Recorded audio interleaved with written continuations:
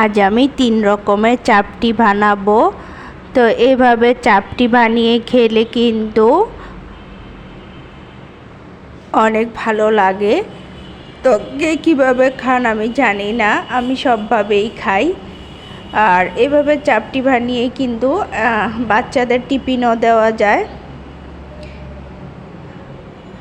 বাচ্চাদের টিফিনের চাপটি কিভাবে বানাতে হবে সেটাও আজ আমি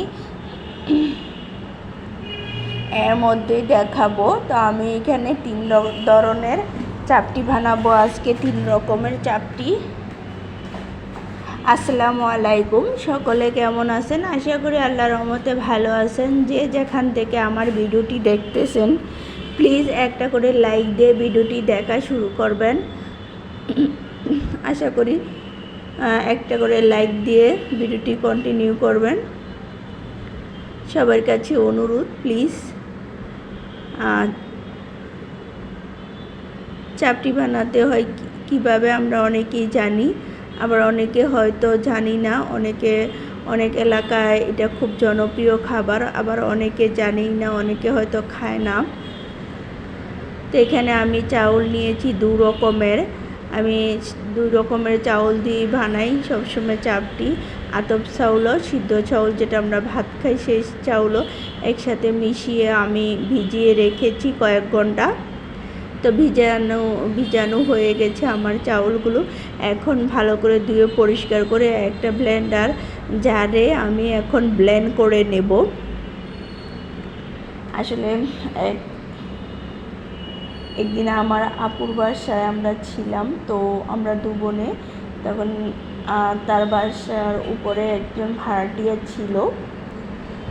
আমি একদিন চাপটি আর শুটকির ভর্তা বানিয়েছি। তো বানিয়ে আর কি, তো ওই ভাড়াটিয়া আপুটাকে দিয়েছিলাম। তো আপুটা বলতেছে এগুলো কি, এগুলো কীভাবে খায়, কীভাবে বানায়। তো আপুটার হাজব্যান্ড ভাইয়া আবার চিনে, তো উনি বলতেছে ওনার কাছে আবার খুব ভালো লাগে। তো ওরা আবার বানাতে পারে না, ওদের বাড়ি ছিল অনেক দূরে, কোথায় জানি আমার ঠিক খেয়াল নাই। তাই বললাম অনেকে হয়তো চিনে না এই চাপটিটা। তা আমি কিন্তু এইখানে চাউলগুলো ব্লেন্ড করে নিয়েছি, আর এইখানে সাথে কিছু আলাদা কাঁচা মরিচ, ধনিয়া পাতা, আমি শুকনো মরিচ, আবার এইখানে কাঁচা মরিচও দিয়েছি, দোনোটা মরিচ দিয়েছি, পেঁয়াজ, রসুন, ধনিয়া পাতা একসাথে একটু ব্লেন্ড করে নিয়েছি। আর এভাবে যদি চাপটিটা বানানো হয় তাহলে কিন্তু খেতে অনেক স্বাদ হয়, ঝাল ঝাল একটু ধনিয়া পাতার ঘ্রাণ আসে। তারপরে তো পেঁয়াজ রসুন দুটো একসাথে দিয়ে তো আমি এটা খাবো। আর আমার মেয়ের জন্য বানাবো সাদাটা, ও আবার ঝাল খেতে পারে না।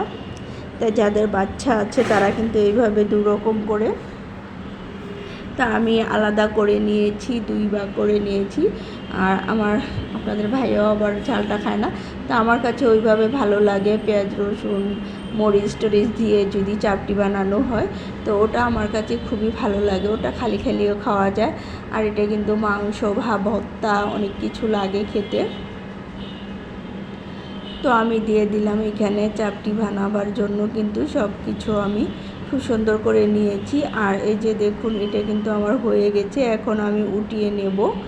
আসলে চাপটি বানানো খুবই সহজ, যে কেউ কিন্তু বানাতে পারবে, আর খেতে কিন্তু অনেক স্বাদ হয়। তা আমরা আজকে গরু মাংস দিয়ে তারপরে চাপটি খাবো। গরু মাংস আছে, ঢাল আছে, তো আর কি। সো এই যে আমি এইভাবে সবগুলো বানিয়ে নেব। আর ওখানে সাদা বানিয়ে নিয়েছি, আর এখানে আমার জন্য যে পেঁয়াজ মরিচ দিয়েছি ওটা বানিয়ে নেব। ওটা আমার কাছে খুবই ভালো লাগে এভাবে চাপটি বানালে।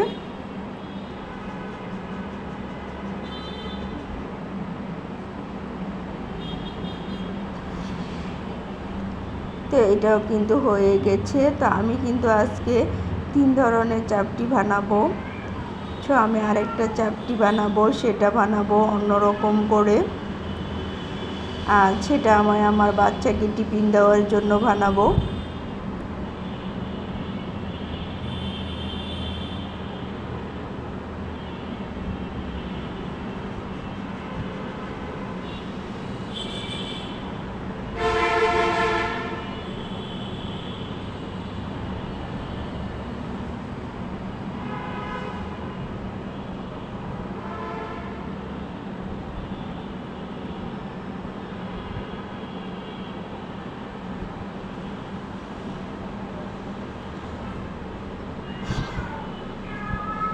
এই চাপটি খাওয়ার জন্য কিন্তু অনেকে 300 ফিট যায়, যে চাপটি আর এই মাংস মানে এত ওই কী যে ভালো লাগে জানি না।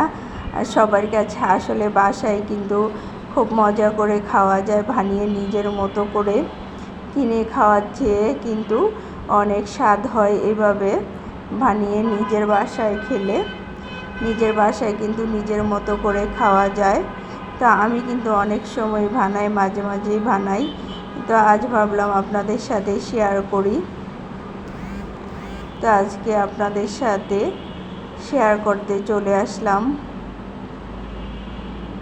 মানে 300 ফিটের চাপটি দেখলে আসলেই হেয়া লাগে, কি যে মানুষ স্বাদ করে খায়। ওখানে এতটা ভিড় পড়ে আর এতটা হয়, কতটা লোভনীয় জানি না।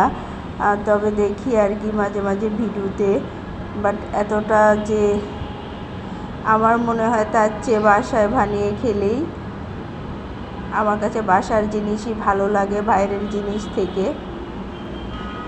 বাইরে হয়তো সচরাচর আমরা খেয়ে থাকি, কিন্তু আমার বাসারটাই ভালো লাগে বেশি।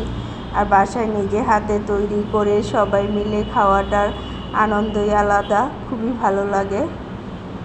এভাবে বাইরে থেকে অস্বাস্থ্যকর খাবার খাওয়া, বাইরে যে ফুটপাতে জিনিসগুলো বিক্রি করে এগুলো কিন্তু আসলে অস্বাস্থ্যকর, কিন্তু এগুলোই আমাদের কাছে খুবই খুবই স্বাদ লাগে।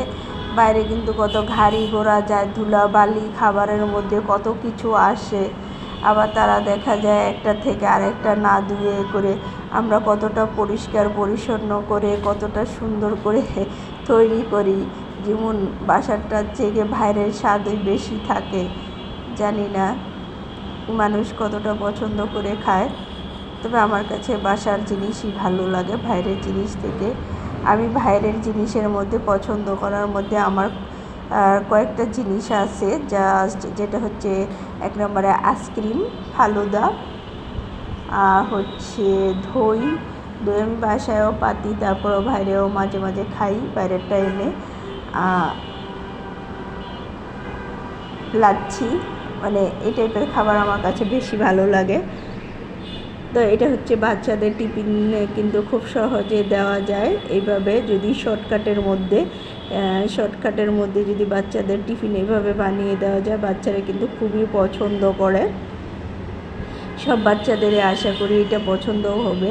আমার মেয়েকে আমি মাঝে মাঝে এটা বানিয়ে টিফিন দেই তাকে, আর সস দিয়ে দিই, ও খুব পছন্দ করে খায়। তাই আমি মাঝে মাঝে বানাই। তো আজকে ওর টিফিনের জন্যই বানাচ্ছি এটা।